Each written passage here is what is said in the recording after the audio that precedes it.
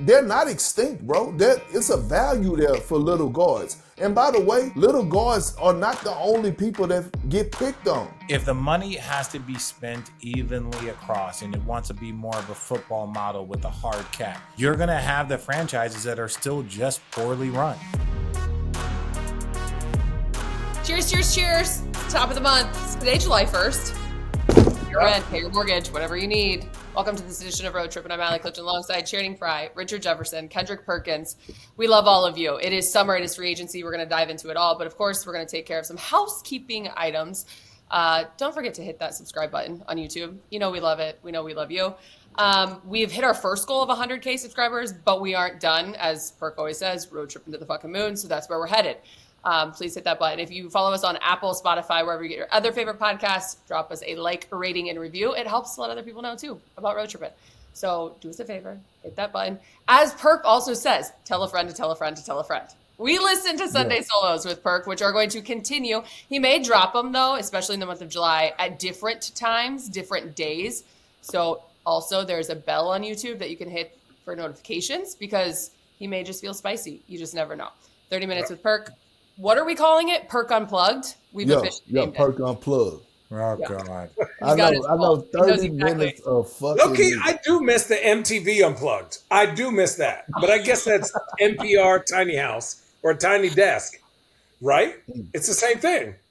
I would love to see Perk at a tiny desk, which is probably, it kind of feels like where you're in right now, like a tiny home, a tiny room, Channing.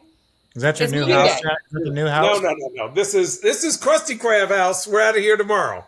So next time you see me, new digs, and I may or may not have an office ready, a little studio office ready. So we're shaking and moving.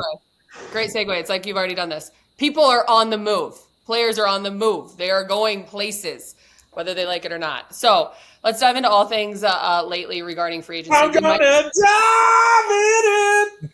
I haven't done it for a while.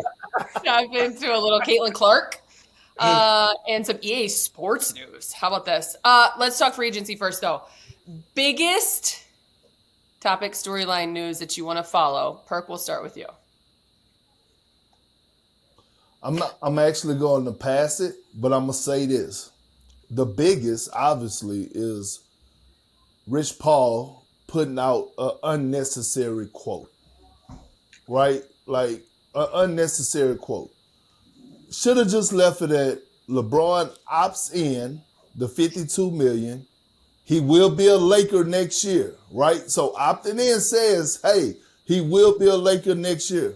But instead, you got to add the extra ingredients, Rich Paul, of, we know the Lakers are looking towards for the future, which is their future is now, okay? Their future is now. Luka is only 2 years removed from the NBA Finals.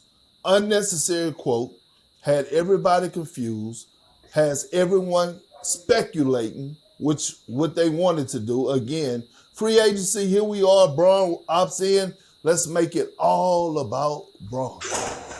Forget that he get all the attention in the world. Let's make it all about Bron. Where's Bron going next? Let's monitor what the Lakers are doing. Let's do this, let's do that. They have new ownership, right? Like, it's the Clutch Sports with Rob Pelinka and Jeannie Buss. That shit is over with. It's over with. It's a new sheriff in town. It's what are you WNBA. talking about? Tell him, Richard. What are you talking about? Allie asked me, what was my biggest storyline? I'm sitting up here telling you.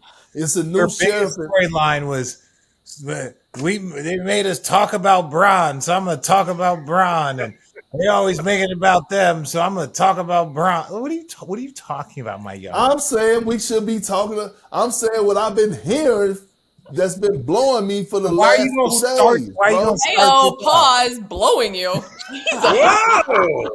Oh, shit. We coming in spicy. Listen, here's the thing, right? The Lakers have moved on. It's a new sheriff in town. It's WME. It's Bill Duffy. It's Luka Doncic. They're running the show with a new ownership. It's solely about the Lakers and what's happening next with Luka and surrounding Luka. If you're Bron, I say you give him to training camp. If it's not a title contending roster, then you move on. Y'all go y'all separate ways, whether that's a trade, whether that's a buyout, and then you go play your last year's wherever. Because with that said, you just saw in the quote, he still wants to compete for a championship despite his respects of understanding building for the future. Do you think this is his last stand in LA? Or, to Perk's point right there, you give him a training camp and maybe he's not there this year. I don't know. Are you asking me? I don't care. There's bigger stories. And I'm loving it. There's bigger stories. Yeah. Wow. Wow. Listen, we all said it on the text chain. We said the East is wide open. And the Hawks said, say less. Come here. Come here. You come here. Man, they restacked and retooled this team. If you're an Atlanta Hawks fan, I only know two. Steve Smith and Taylor Rooks. Speaking specifically to y'all. Y'all give me shit every year talking about the Hawks and this and that. Also, Grant Hill, 3. Well, he's part owner, so I don't know if he's a fan, but he's part owner. Man, all the tools that they brought in with the young pieces, with the coach, that I think on paper, July 1st, the Hawks jumped where Orlando is going to be. I think so. If everyone comes back healthy, I think the Hawks on paper, July 1st, are a better team than Orlando. I love what they do. I like their young crew. So they're a top 3 seed in the Eastern Conference. Yeah, man, the East is straight trash. I agree. And they're rebuilding. You're saying the Hawks are a top 3 seed in the East? Yeah. Cleveland. Let me just say Knicks? this. The East, the Cleveland champion, Knicks who? Wait. The champion could very well come from the East, but the East looks like some ass. No. They look like Let's what? go down the line. Let's go down the line. Indiana, butt cheeks. Milwaukee, No. hell no. Huh? No, go ahead. What? Miami, mid, right? Miami, mid. Orlando, solid. Atlanta, very solid. Charlotte, hell no. Who else? I mean, let me go. But when you talk about Boston, obviously the change, they're still going to be a good team, right? They're not. What? No. Shut up. How are they going to be a good team? They have Jaylen Brown. You start with an all-NBA player. They still have talent. When I say a good team, is they're expected to be playoffs. Like, I'm not going to buy into it's either championship or bust. Their team wasn't going to win a championship, so now they're leveraging their cost. They're getting it off knowing that this year we should be a top 6, top 8 team. If Jaylen Brown is an all-NBA player and he plays like it, they'll have pieces around him. They still have the 6th man of the year. They still have talent. That's just the facts. And so I'm not saying that I just said the East was going to be ass, but there's still going to be 8 playoff teams. So I believe Boston's one of them. Philly's not anything that we have seen. I think Cleveland has a lot of growing up to do. Chicago isn't good, right? I think if you look at Orlando, they legitimately have a bump. Atlanta is one of those teams that's made a jump. Detroit is one of those teams you want to see what they're going to do. Say it. Toronto. What? Oh, no. I'm saying Toronto is one of those teams that if you look at on paper, if they can put it together, this is a team that could be a good team, right? It was no different when I was calling. I'll give you top 8. Top 6 is tough. Top 8. But we wouldn't have picked Detroit, so I'm not going to sit up here with the all-knowing of everything. I wouldn't have picked Detroit to be top 6 and for Philly to be in the lottery. So I won't sit up here with the all-knowing idea. That being said, like the East, there's not a lot out there. There's not a lot out there. Yeah, right. So Toronto should be in the top 6. Well, with the talent that they have. Shannon just told us. I said 8. No, top 6. You can't give me you can't do top 6. That means you're in there, not in the play-in tournament. But you just told us, you just finished explaining to your homies in your group message why who? Jacob Portal. Huh? Jacob Portal is legit. Okay then. So why are you paying him? Jacob Portal? For the Raptors, the center. Jacoby Portal? Who's Jake? Yeah, for the center. Jakob. But What is I it think with he just Jakob got. Turtle? Hey, listen. I call him what his mama call him. His mama call him Exactly. Jacob. Okay, his mama Did call she him really? Jacob. I'm gonna call him Jacob. Because What's we're his all out name, here Alan? calling him Jakob Turtle. Jacob. Yeah, thank you. Okay, yeah, come Yeah. on. Yeah. I Okay. know who the center for the Raptors is, Perk. I'm just asking. So I got them top 6 seed, but I do agree with Shannon. When you look at the Hawks, and shout out to Trae Young. Trae Young put his fucking pride aside and he got involved. He was on the phone, like, hey man, we want you over here. Alexander Walker, come sign up, come get this $62 million. We got this young fella, Jalen Johnson, who, if he didn't get hurt last year, we talking about maybe knocking at the door of being an all-star and the Hawks being in a better position. We got the kid Dyson Daniels, a defensive pest. Like, we got it going under Quinn Snyder.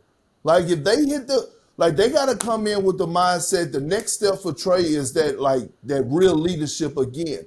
Off season, hey y'all, we working out here for a week in fucking Cancun. We got all the coaches. I got a gym. Everybody show up, right? Like, that's the transition of it. But look, the Hawks. There's no reason they shouldn't be top 3 seed. I'm with Shannon on that one. Man, Okongwu, Porzingis, Dyson Daniels, Trae Young, Nickeil Alexander Walker. We're talking. Damn. What's the other kid name? Is it Ricochet? Yeah, Ricochet, the number 1 pick, right? Ricochet. Yeah, Ricochet. He was nice at the end of the year. I'm just saying. They got All right, some I people. like their young roster. Channing thinks the Hawks are going to finish top 3 in the East. You guys are all in agreement. I'm not going to say, well, yeah, you said it too, Rich, that the East is a little bit not as great. What do you have your eye on so far, Rich? Let me see. Man, come in here with some energy.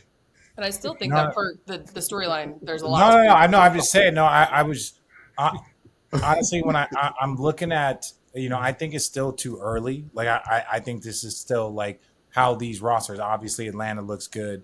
Okay, Memphis just re-signed. What's Bron going to end up doing? I'm not talking about the whole landscape. And I'll be honest, I didn't watch any of the draft.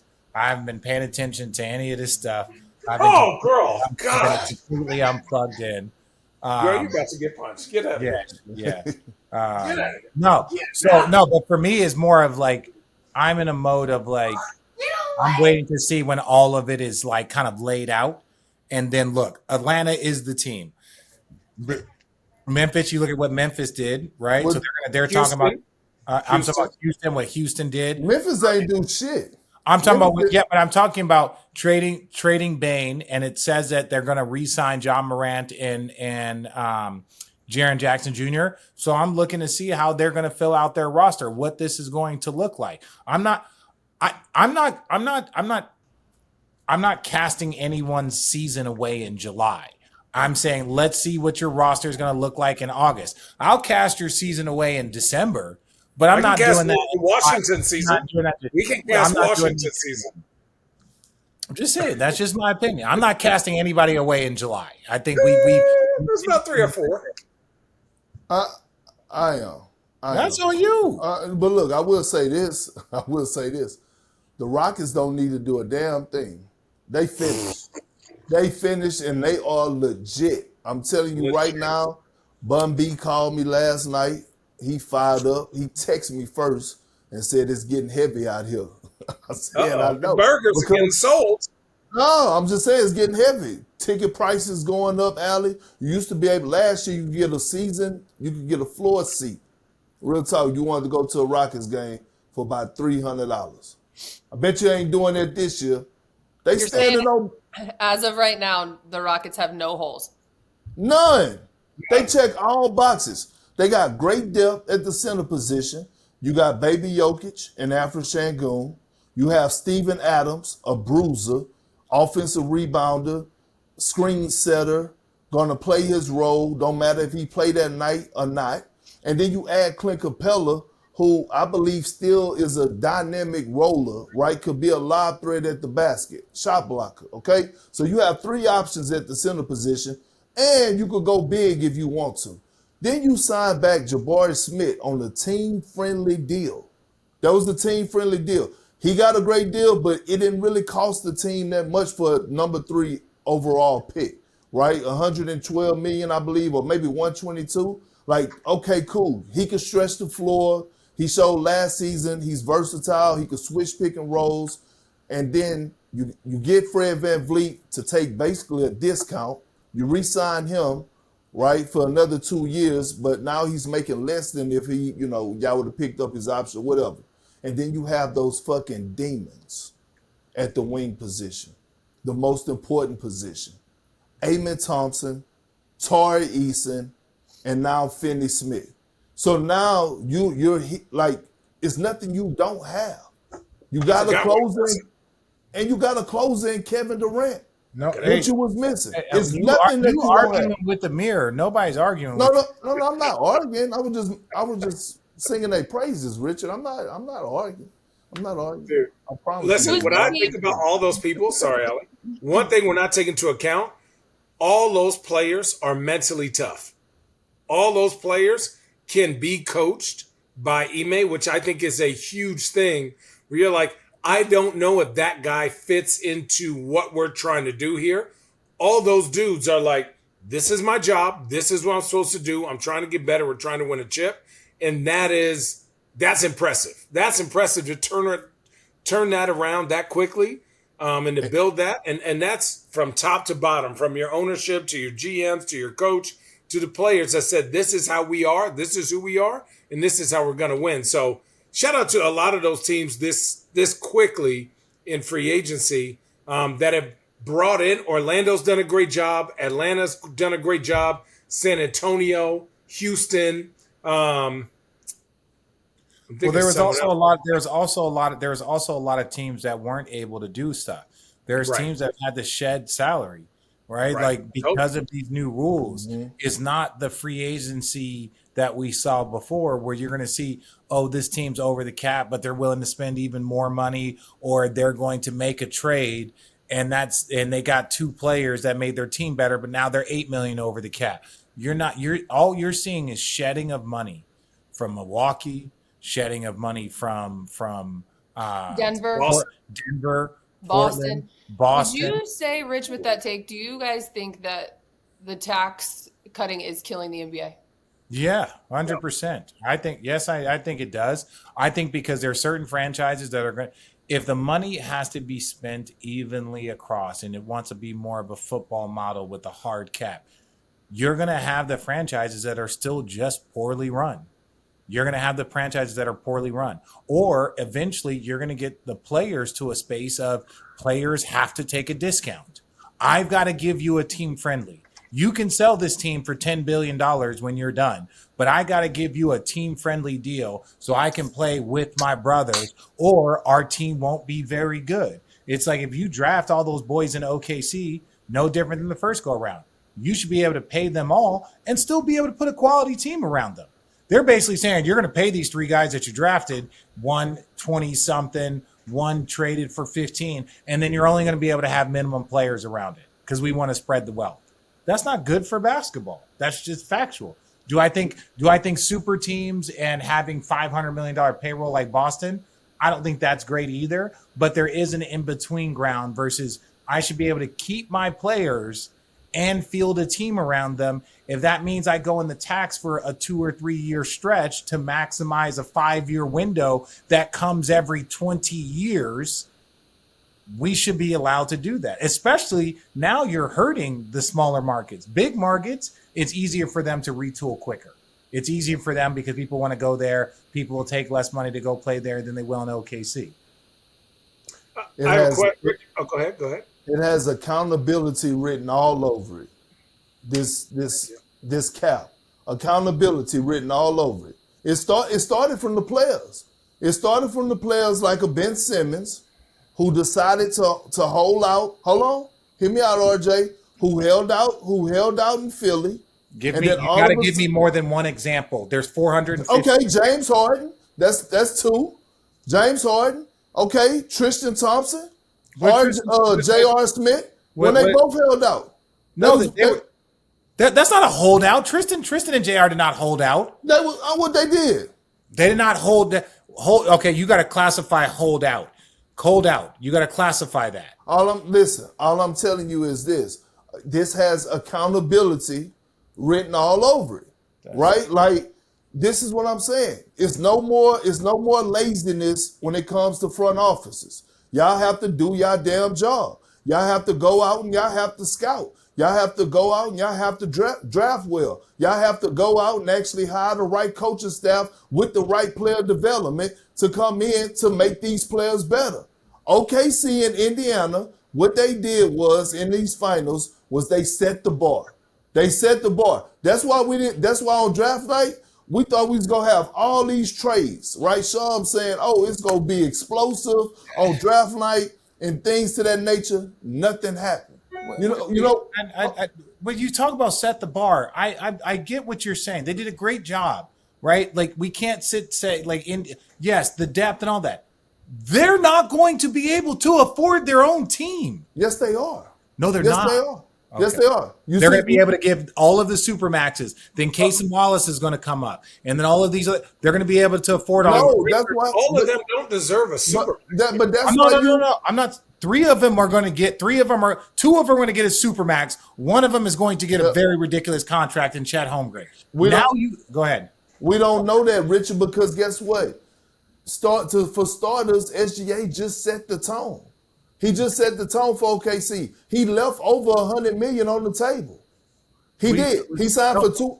But this is what I'm saying, though. A player now has to take less money to play with his boys. He didn't have to. But what I'm saying, when he did. But what I'm saying is he didn't have to. All I'm saying is we as players got to have some type of accountability of how we got to this point.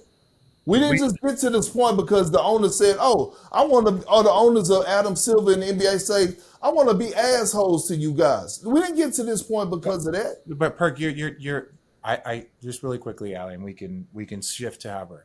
What I'm expressing to you is you're looking at the players for accountability.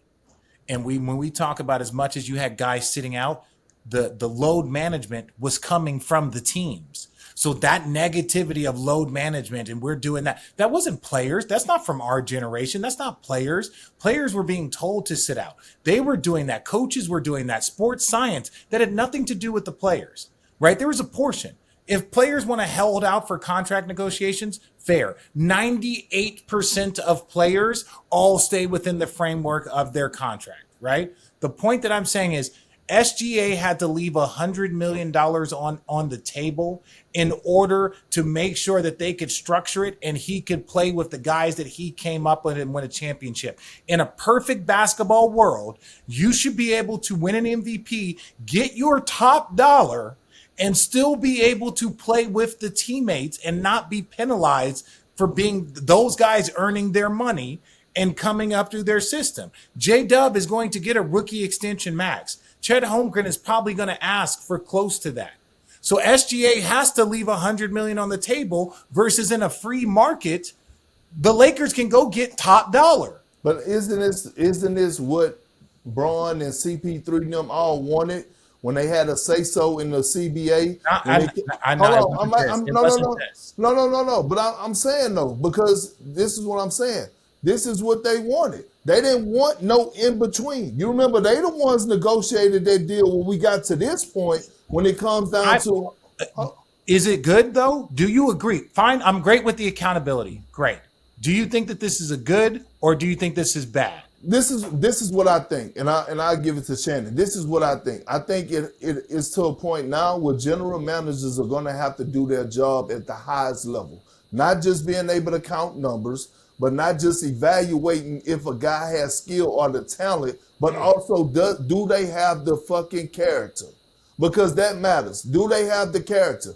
So you go get you some guys that have the character. Jalen Brunson, for example. Jalen Brunson in New York. There's 30 teams. There's 30 teams.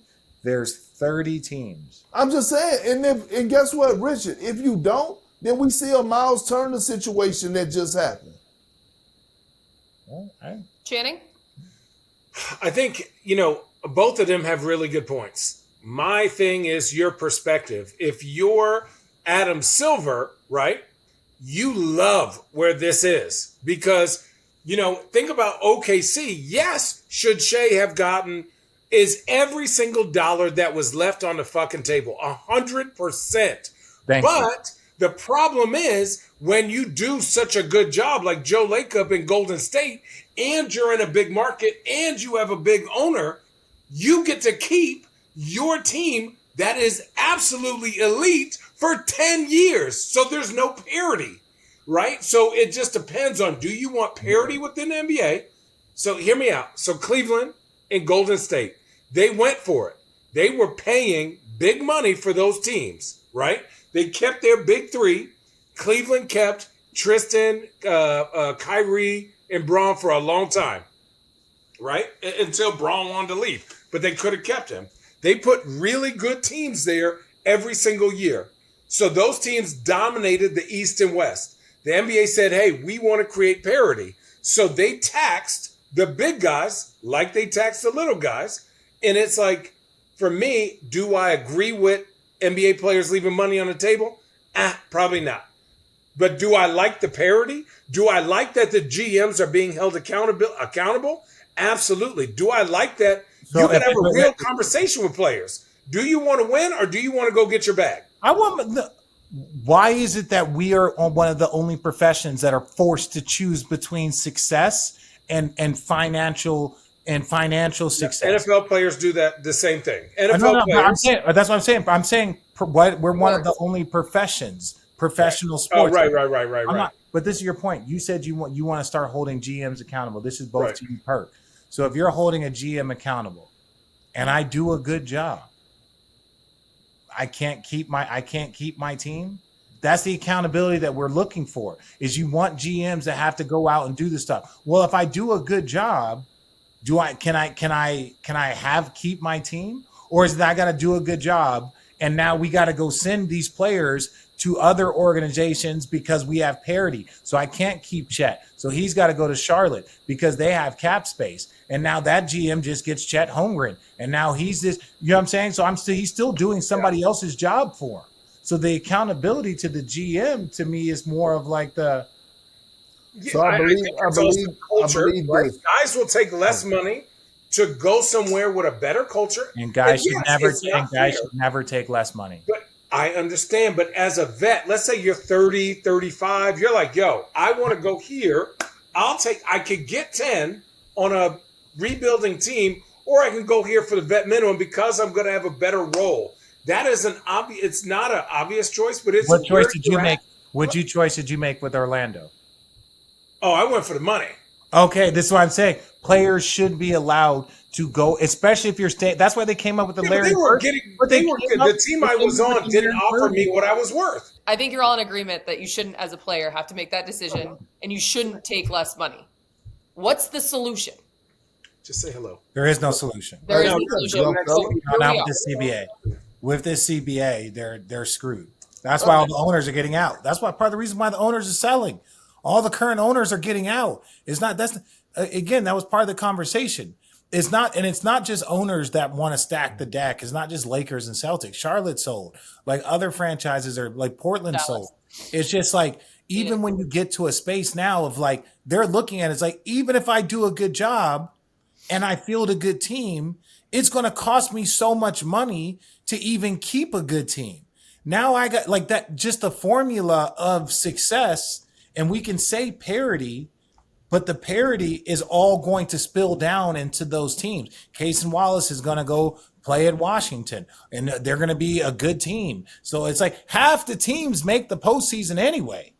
Well I think when you look at OKC, the way Sam Presti has like put together this roster, right? You're looking at a guy like Cason Wallace who probably will be up in the next 2 years, right? Next year. Okay, so hear me out. You're probably looking at him as a guy that's probably going to replace Luke Dort, right? Luke Dort is probably going to go get a bag somewhere else or to that nature, right? His time is going to be well spent or whatever the case may be. But when I look at it, RJ, and I look at it, I was looking at the numbers. I believe if SGA would have waited another year, he could have got 360 next year. Right, but he took the 285 right now, right? He took the 285 right now. And I mean, like, no one forced him to do it. No one, like, I'm not questioning what he does. I'm not questioning that $285 million is an absurd amount of money. People understand my energy. It's the idea that our government works in a free market. Amazon, ESPN, Disney, all of them work in free markets. You can go and get the top dollar for what you believe that you are worth. So when I think that players who are judged by their level of success have to take less money than their actual value, yes, the money's absurd, but there's still something that's not that is not positioned right. If an owner drafts all of his players and they do the work and they put together a team, and then basically 3 years in, you're saying you can't keep this team because of the rules that we have. I should be able to make that decision and not have it cost me $300 million in tax. So you're putting more. You're rewarding the GM in that organization for drafting well and creating a culture where you're building all NBA players, all All-Stars, like MVP. So you're saying if you San Antonio, that's the San Antonio model. That's the Miami model. That's a lot of these models.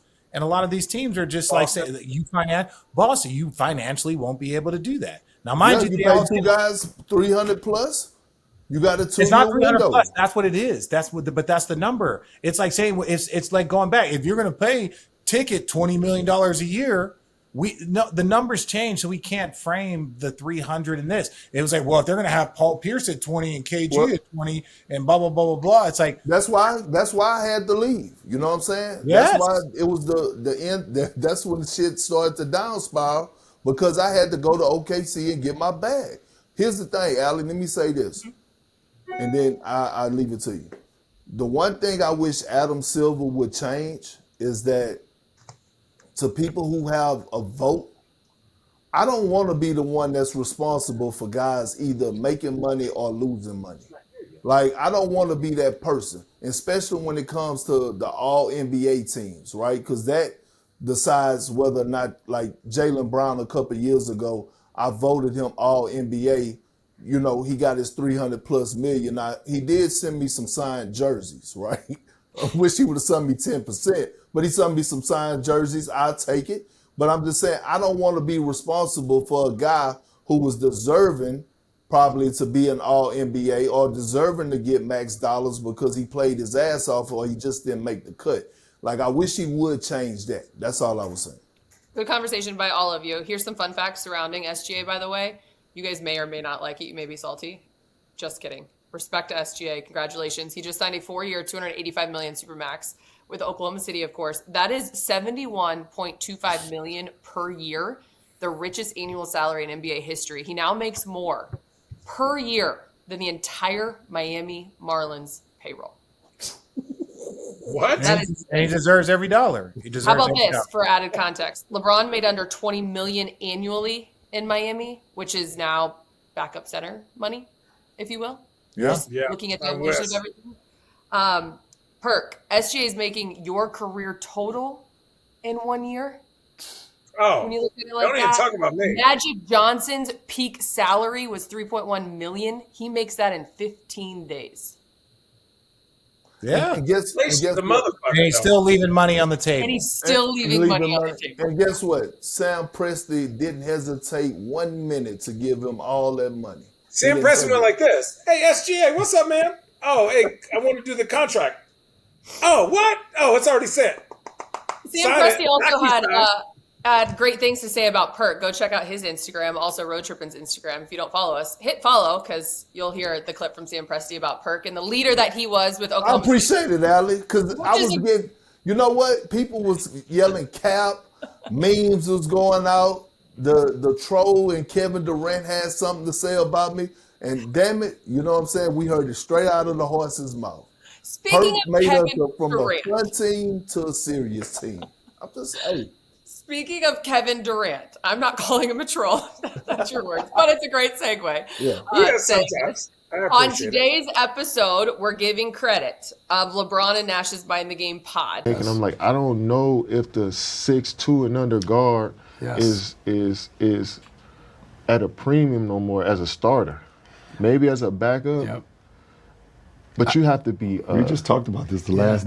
It's gotten compressed. It has. Right? It's compressed. It has. It's at like either the- Donovan Mitchell, Drew Holiday, 6'3", or Lou 6'4", Dort. Lou Dort, Yeah. or it's not. You got to be. You can't get picked on defense. That's the thing, because we playing such the pick-on game that they will really, literally, if you can't guard, they will bring you up every play. Time. Yeah. And if you're 6 foot, 6'1", and you're not a bulldog like a Damian Mitchell, Drew Holidays, on the defensive side, or you're not an Or offensive not athletic flat-out as hell, savant like Kyrie, where you can score on dudes 7 feet easily in ISO, then I just can't see. Well, it was drunken contradiction all over the place in that clip, because he brought up Luke Dort. Luke Dort is 6'6", 6'7". He don't even fit into that. Hold on. Let me finish. He brought them up, but at the same time, listen, man, we're seeing guys like a TJ McConnell. It was a real thing that if the Pacers would have won, we would be sitting up here talking about TJ McConnell possibly being the fucking Finals MVP. Lou Dort is 6'4", by the way. Who? Lou Dort is 6'4". And that's generous. Okay. What about Brunson? What about Darius Garland? Right? 5'9". Huh? 5'9". Darius is not 5'9". No. Darius. Don't let him talk about you like that. Why is Darius? Sorry, really quick, Perk. Why is Darius catching strays today? I don't know. 5'9". I don't know, but like Fred Van Vliet, right? 6 foot, 6'1" guard. Like, they're not extinct, bro. It's a value there for little guards. And by the way, little guards are not the only people that get picked on. We watch Luka get searched out every time down. Hold on, I'm not picking on him. I'm stating the facts. We watch Karl Anthony Towns, who, by the way, is nowhere close to 6 foot. He's actually 7'1", get picked on. Right? No, hold on. It's not 26 shoe. No, it don't matter. We can't make excuses if we sitting up here talking about. No, bro, you search out mismatches. It ain't about just the size. Nobody is sitting up here searching out a mismatch and throwing the ball down to the low block anymore. Like, nobody's doing that. So I'm not even rolling with that logic anymore. It's not about that, right? It's not about that. I think the game is evolving. I think it is a space for little guards with heart. That's all you saying. Little guards with heart, but they're not extinct. I totally disagree with that. One more thing, we're not by the taking way, into while you're saying that, KD, while you're saying that they're extinct, you're actually about to be going to a team that's going to be your starting point guard in Fred Van Vliet. He is 6 foot, though. I looked up how small Fred is. So. Hey, one other thing, and this is true, not to get technical, on that bottom weak side, if you keep the smallest guy there and roll your big down and they're not in a switch, that tag is useless. That tag is useless if you have a rim roller. I'm just saying. But, bro, like, you could get technical. You getting so late into the shot clock. Bro, you have to, like, it have to be so much. Like, come on now. Like, we ain't about to. It's my opinion. If I was the GM, I would probably say you got to come off the bench so I can put you in a situation. That's fine, but that's fine. That don't mean that they're extinct. And if you're a GM and you see a 6 foot guard that's out there, a 6'1" guard that's out there in college that's balling, you would say, hey, here's my TJ McConnell. I say find me a medium 6'4" guy and I'll kick his ass. What you got, Allie? What else, Alex? Well, let's move on to the not so fun. The latest with Malik Beasley and betting. Is this the norm now? No. He is innocent until proven guilty. He has not been charged. He is innocent until proven guilty. Things can come out until he is charged. As far as I'm concerned, he is innocent. Yes, they are going to have. Yes, there will be more bullshit like this with gambling. The more legalized it is, I'm not going to talk about the man like he's guilty until they call him guilty. So until then, I wish him the best of luck. Let me say this. I know this from experience and from conversations that I didn't have with people, right? The whole like thing that went on with the insurance and stuff like this, and when it came down to the other kid, Porter, and the betting with Toronto, Adam Silver don't fucking play when it comes down. No, you going to jail. Like you can see the smiling Adam Silver. I think he's the best commissioner in sports. Hey, yeah, you can call my phone anytime. The players commissioner. You play with the integrity of the game, all of a sudden you see the David Stern and Adam Silver comes out. Like he wants to make sure that you get max penalty to whatever that is to that situation. And I'm with him. That situation. Let me say this about Malik Beasley, right? Again, he's not guilty. These are reports. But source told me that this situation is worse than the Porter situation. Like, literally, it's worse than that. I'm going to tell you, real talk, Detroit, who, by the way, just signed Duncan Robinson, had a $42 million deal on the table for Malik Beasley. That they released the information for a reason. But the timing of the release is for a reason. The government wants to get as much attention as possible. And if you were doing wrong, this is FBI. This isn't local. This is FBI. When I say government, yeah, this is under federal investigation.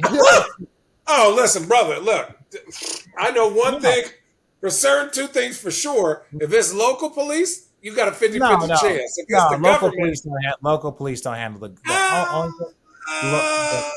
just gonna go and say, well, good luck to you, brother. The only thing that we reference in that space is if you're going to do those things, you got to be careful with how you maneuver, who you talk to. And when I say be careful, you can be in a fantasy football league. You can do those things. You know, you want to bet $100. The minute you start talking about basketball and apps and all that, you are cooked. You deserve to go to jail. You deserve to go to jail. You deserve to have all of your contract taken, like all of those things. That's just what I'm going to say. That's my opinion.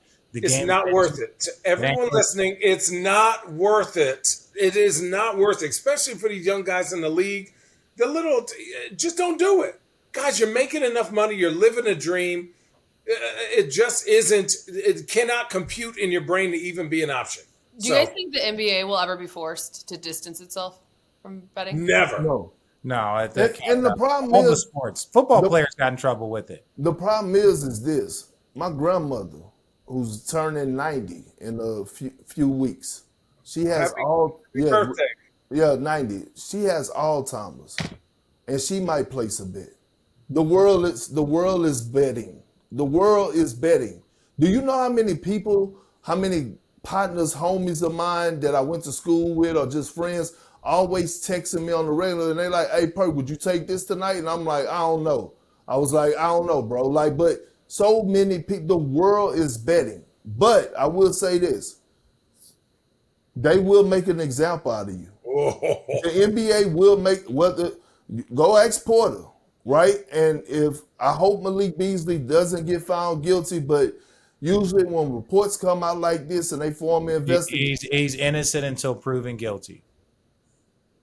He's innocent until proven guilty. You was like, but normally what you are about to imply guilt, which again, I wasn't about to imply guilt. You just said normally when reports come out like this, I mean, that's not the implication of guilt. No. Listen, I wish him well, but I'm just telling you, I wish him well. I'm just telling you, he better hope and pray, because the way Adam Silver, he's going to tell them, the FBI, to give him the book. Go get him. I'm telling you straight up. So that's all I'm saying. You guys, obviously, the other flip side of all of this, you guys have seen a lot of crazy, fun gambling moments, right? Like on the planes and stuff like that. What's the craziest bet you guys have seen made by a teammate or a player? Ooh. I love these stories. What? Where do I start? Hey, let me start with one. Give me your best one. 45-minute flight. Dudes are drinking ahead of time, right? Dudes are playing poker. Somebody who usually doesn't play but said he was an expert got onto the table. got his absolute head bust in for $63,500. Didn't have a check, right? Had to give up his keys to his brand new Ferrari as collateral. So when we went there, played on a back-to-back, came back, had to have his friend pick him up until the check was given. 45-minute flight, X amount of dollars, all that, quick. It was the craziest, quickest. What? Oh, no. And he was already drinking, so he's getting all emotional. The other dude wasn't drinking. Bing, bow, boo, call, bing, boo. Nutty. Well, y'all was cutthroat. And in my Boston days, we actually, because we was, a brotherhood, we actually gave cop-outs. So we didn't like, it depends on how much you fuck with the other person. Like how much you care about the other person that owes you money, right? Like, for example, when we was taking nothing on the table, as Richard said. When we was taking trips and playing the NBA Finals, and that flight from Boston to LA, they had the big Blu-ray table, the small Blu-ray table, right? Me and Rondo was a partnership because at the big Blu-ray table, you had Ray Allen, Paul, KG, Posey. Rondo and I was one standing up playing cards together. We put our bankroll together because in order for you to get on the big table, you had to come on the plane and show 50,000 cash. Like you had to show in order to sit down. So we coming back and my guy Pose, man, he get in the pot, he get booed for 120,000. He owed the pot 120 grand. Real story. I end up winning the pot. Now Pose been my guy even before Boston. We work out in John Lucas because he lived down here in Houston since 2003. I tell Pose, he like, Perk, how much I owe you, man? I tell him, I say, man, just drop me 20K, bro. Just drop me 20K. Cause bro, like the inside of me, I cannot have nobody go to the fucking bank and pull out 120,000 because you got booed because you stayed in with fucking King Jack and the person that was sitting behind you had ace queen. Like because of your and on top of that, like we just won, bro. I'm not doing that. Give me 20,000, we straight. What about 50? Yeah, from 120. 50, he would have been cool. 50, he would have been cool. Rich 20, I'm leaving too much on the table. I don't got that type of story. No. I do know a story about a dude that won so much going out on the West Coast trip. He was going to buy a brand new Range Rover. He was so excited. He had already planned. He had wanted to get it, but he didn't want to spend the money. And he was telling all the trainers, man, when we get back, I already ordered it. I'm going to go get this. Like, I was unsure, but man, wow, it was cooking. He lost it all and then some on the way back. That is one thing, though. If you win, on a long road trip, if you win, you have to play. Well, you cannot win But do a long season though, right? So the reason I gave Pose a cop out is because I would want somebody to give me a fucking cop out. For real, man, over a card game. Like, come on now. All right, final two topics, then we roll. Caitlin Clark, little WNBA. Perk said she wanted some of that. He even put it on our text chain. I don't know if you guys saw this. Caitlin Clark got first in fan all-star votes, but players ranked her 9th. I see no issue with that. Players rank her 9th among guards. Oh, guards, that's different. Yeah, 9th among guards. Yeah, but 9th among guards. But again, like that's part of the sport. Why are we supposed to be giving? Like, what did they say about Tyrese Halliburton? Most overrated player. We act like hate is not the player that was hitting game-winning shots. Went to a conference finals. Was on the Olympic team. Has his team in the NBA finals against Hurt. He was voted amongst his peers the most overrated player.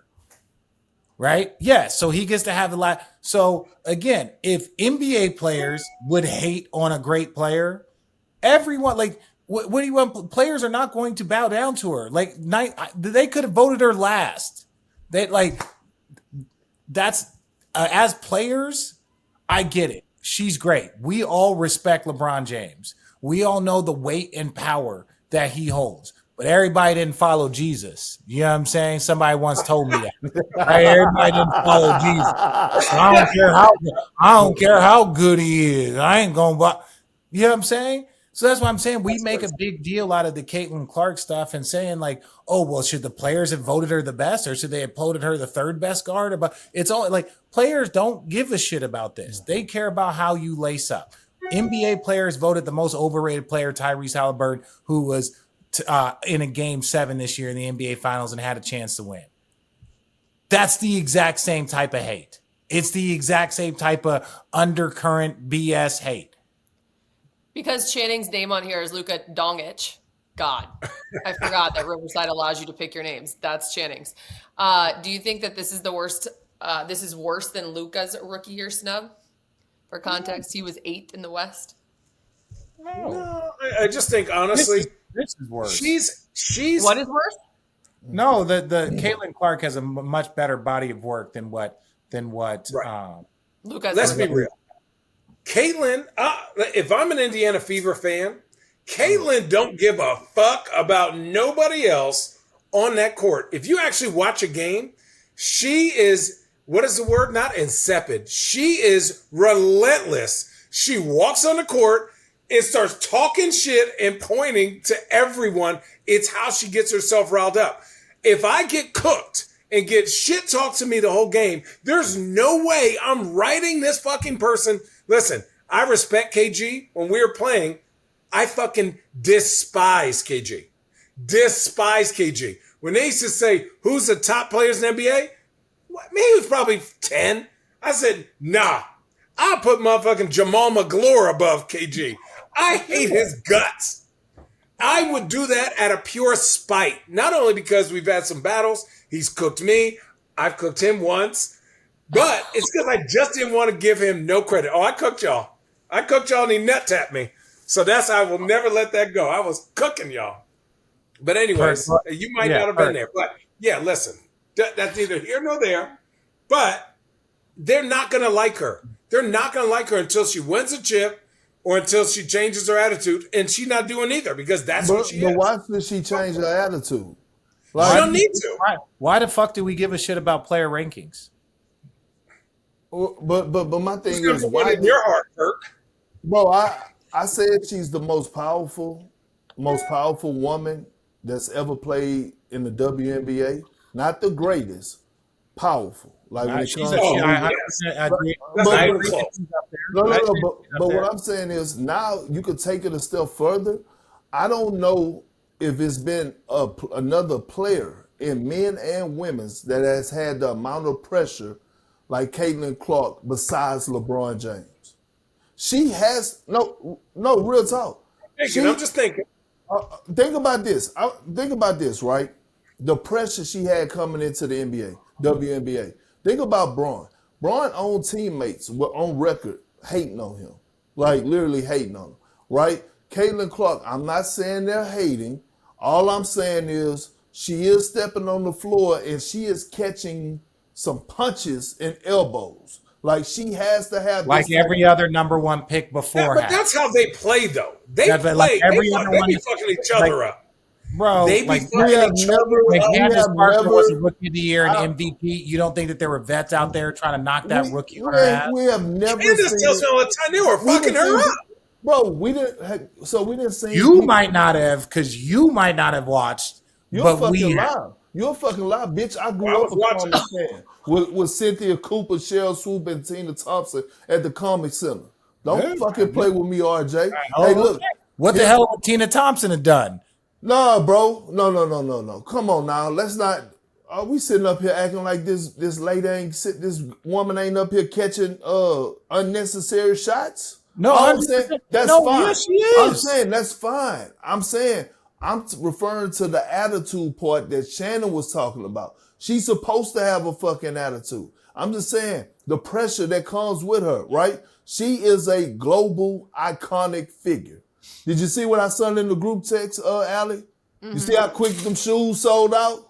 Yeah. Ain't nobody else selling shoes. Nobody else shoes is selling out. Who are you arguing with? We are all agreeing with you. I'm not arguing. Is that the LeBron doll? Yeah. Bro, I'm not arguing, RJ. I was just saying my point. We're talking to the audience. We're talking to the audience. With the doll. We're talking to the audience. All I'm saying is I applaud what she has to go through and what she's dealing with. She's outstanding. She's outstanding. And her shoes sold out. Those shoes are fire. Those shoes are fire. The only person that I know that is selling shoes like that is Joy. Okay. Yeah. Okay. Yeah. LeBron's shoes ain't selling. Man, them Austin Reeves went fire though. All right. Shout out to AR12. We got a bitch comment there. We got a nut tap comment from Kevin Durant. You guys are spicy. We're ending with this. Did you guys what? Go ahead. And you guys just let Channing talk about KG nut tapping him and didn't say a word. Now that used to be his go-to move to get position on a low block. I was shooting a 3-pointer. Oh well, I just know that was his go. I didn't know that was his go-to move to get position on the low block because he couldn't like bang to get position. He'll fake like and they'll duck down here, hurry up and turn and post for the ball. He did used to do that. So last one, and we're wrapping this shit up. And Richard, it involves you. Did you guys know that EA Sports is bringing back college hoops? Awesome. You didn't. EA Sports announced college basketball returns in 2028, first game since 2009. Rich, obviously, we found footage of you from 2001, Arizona's go-to man. Do you remember what? this? No, I have no idea. This is new. Hell no. You don't remember this? Do we have the clip? Here it is. That's crazy. RJ, you should be getting a check for that, bro. I've never seen it.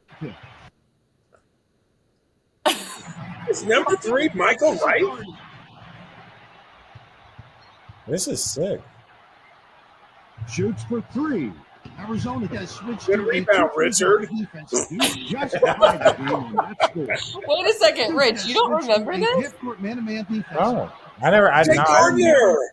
No. From long range. Good. I played basketball and hung out with girls in college. I wasn't doing this. Oh, I love that. Spoiler alert, Duke won that game. Yeah. Okay. Players apparently are getting $1,500 plus the game. That's perfect. Good or bad? That's great. Good or bad for college basketball? That's great. Great. Yeah? $1,500. That gets you a couple car payments. Keep your sandwich going. What car are you driving in college that's $1,500 car Right. I said a couple of car Okay, payments. so $750? Again, even if it was 2 or 3, I'm not here to split your money. I'm just merely stating that if that's what you're getting, $1,500. That NIL must be. I worked the Michael Jordan camp and got like $450. I was actually going to say that it seems a little bit low for today's world. $1,500. But they're giving it out to every NCAA, every Division I athlete. So that's a lot. I mean, given this is your first time seeing that, how does it make you feel? Oh, it's so old. I don't even know. What do you say? I was on the Roblox basketball. Yeah, I didn't play sports video games really like when I was growing up. I played like Halo, a little Call of Duty, a little 007. That was my Richard, you were obsessed with Halo. I'm still You wasn't a Nintendo guy? No. Oh, interesting. Xbox 360. He used to be like obsessed, sitting there in FIFA, play there for hours. Wouldn't leave his damn room. Invite people over and would sit in his room and play I'd FIFA. be the happiest man ever too. The guys come hang out. We'll just play some FIFA. Get some Tostita pizza rolls and some Mountain Dew. Crush it. Guys, I love you all. Well, it's been a great edition of Road Trippin'. We are what, Perk? We gone, Allie? I was going to give you one final moment. If you had anything left. Yeah, you hold on before y'all leave. I gotta hear it from all three of y'all. Everyone is in an uproar. We're seeing tweets from Melo. He's talking about Carmelo, it's business, and how people feel like the Milwaukee Bucks wronged Damian Lillard. I feel different. I feel like the Milwaukee Bucks actually did Damian Lillard a favor, right? You're not going to be back for the entire season. We're going to guarantee your money. We're going to let you go back to Portland to be with your family. we know really that you really didn't want to be in Milwaukee, but we have to save what we're trying to save here, and that's making sure that Giannis is happy. By the way, shout out to the Milwaukee Bucks because every single offseason, every single trade deadline, they do what they're supposed to do for us, trying to go all in or make a push, make a splash to surround Giannis with the pieces to compete. It doesn't always work out, right? But they try, right? And the fact that they were able to scoop up Miles Turner, grabbed him, and now all of a sudden from their rival, that was a huge move. Interested to see what they're going to do, but I think they should bring in Russell Westbrook. Give Russell Westbrook about $4 or $5 million. Bring him in. What is going to hurt? They are going to be straight farts now. Taco Bell farts, bad team. Taco Bell farts, bad team. Congrats getting Miles Turner. Who else on the team? Nobody. Anyways. No. Don't do that. Don't do that. Gary Trent Jr. balled his ass off last year. He had a moment, but let's not act like he wasn't lighting Indiana ass up. Like re-signing. We not gonna recap the ninth best team in the Eastern Conference at the end of the podcast. Listen. Send a text. They're a playoff team next year. If you got Giannis, you're a playoff team in my opinion. Correct. I'll say that. Perk, send a text if you're Milwaukee. Hey, or a quick call. That's it. Hey, this is what we're doing. Hey, this is where we're going. Blah, blah, blah. That's it. Well, I don't know what you're saying, Perk's Jen. so mad at Rich right now. I'm so fucking hot at him. He's such an asshole, man. They just talked about how ass the East was, and then go sit up here and say, "Oh yeah, Milwaukee, the ninth best team with the fucking best player in the fucking Eastern Conference." I was joking about the ninth. I said I believe Milwaukee is a playoff team, so I'm supporting what you're saying. Oh. I'm not all in the Taco Bell stuff. The Channing as he's just eating. Bro, relax. We're almost done in like 4 minutes, bro. Yeah, bro. Like you, no self-control whatsoever. As long as it's Buc-ee's, you're good. Yeah. Buc-ee's sponsor Road Trippin, please. Buc-ee's sponsor Road Trippin. You guys don't go anywhere. We got to upload this after it's all said and done. But all of you, obviously, hit that subscribe button, leave a like, rating, or review on your favorite Apple, Spotify, wherever you get your favorite podcasts. It's another edition of Road Trippin. Until next week, Perk Unplugged is on Sunday. Let's go.